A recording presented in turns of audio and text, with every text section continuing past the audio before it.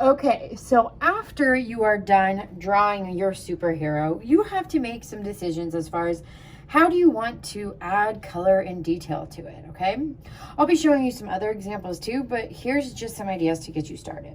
So, first off, you can see I have my drawing of Batgirl in 3 different ways, okay? So this one I just did the outline of it. This one I filled it in with black permanent Sharpie, and this one I used a blue permanent marker to fill it in. And they all look different, okay? So depending on what you want to do with it is going to depend on how you choose to outline it, okay? But after you figure out how you're going to outline it, so here I drew my superhero using, my grids, okay? And then what you're going to do is and then I traced over all of this with the Sharpie marker. Then I actually took my eraser and I just erased over the whole thing to get rid of those lines, okay? So that is what you'll want to do. So that's why it was so important to draw these grid lines very lightly so that they are easy to erase, okay? So now let's make some decisions as far as what we're gonna do to add color to it, okay? So really you can use any type of material for this, but here are some ideas, and like I said, I'll show you some different examples, okay? So one technique that could do some really cool things actually uses watercolor or marker to turn it into watercolor, okay? And I'm gonna show you how you can do that.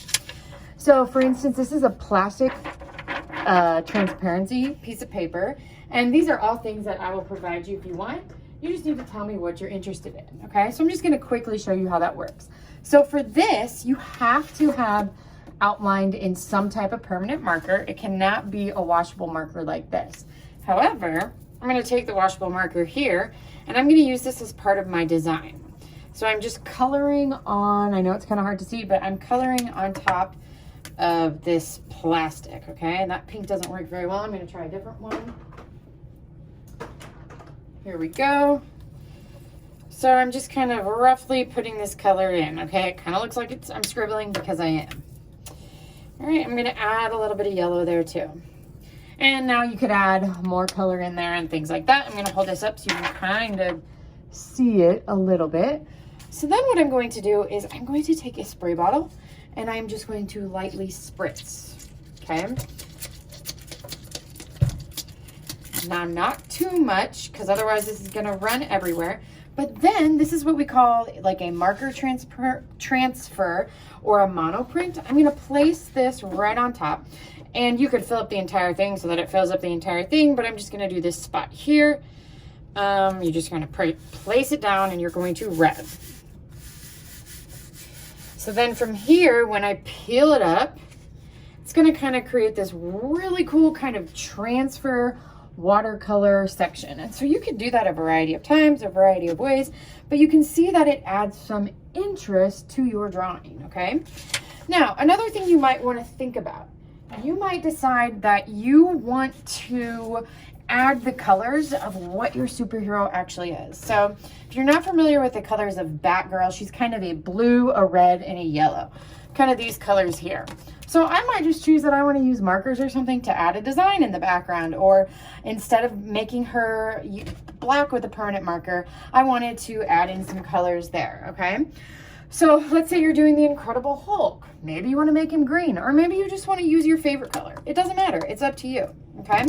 So you could do some different things where, maybe you decide that you want to fill in her lips, okay? To add a little interest to it. Maybe you just want to use, a lot of students sometimes like to use their grid behind it to actually make a different pattern. So you could use that as a tool to create patterns in there. I don't know.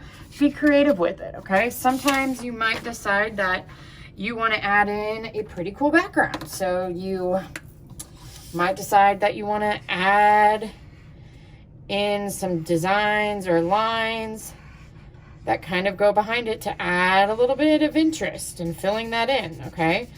That's totally something that you could do as well, okay? Lots of different things, lots of different choices, okay? Another thing you might choose to do, maybe you don't want to use this, any of these ideas. So let's go back to, I'll kind of use this one too a little bit. But then what you'll do is you can add in things like, maybe you want to blend colors together. So then all you're going to do, you can pick whatever color. So I'm using oil pastels here. Maybe you want a particular thing on the face to blend together. So you could blend.